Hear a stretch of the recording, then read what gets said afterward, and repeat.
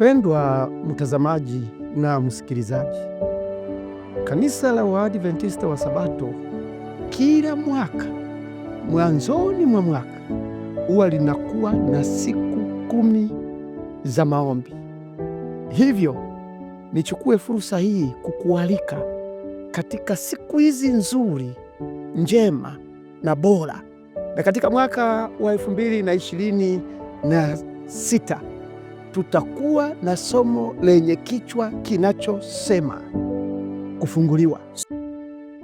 Unaweza ukashangaa, kufunguliwa tena? Kwani nimefungwa? Unaweza ukafikiri haujafungwa, lakini nataka nikwambie kwamba unahitaji kufunguliwa.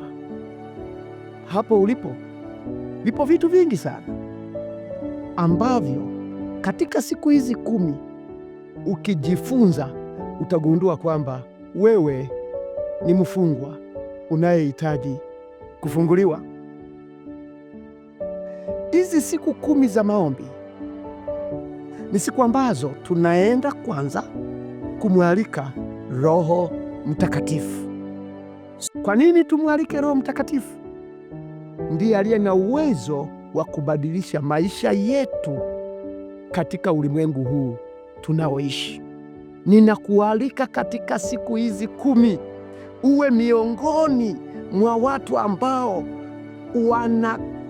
wanakaribisha Roho Mtakatifu kwa kusoma neno la Mungu, kwa maombi, na hivyo Roho Mtakatifu aweze kukuandaa kuwa kiumbe kipya unapokuwa unangojea ujio wa Yesu wa mara ya pili, anayekuja haraka sana.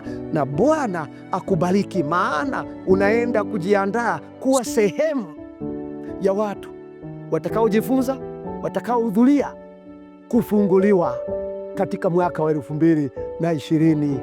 Sayeri ya sala tunapo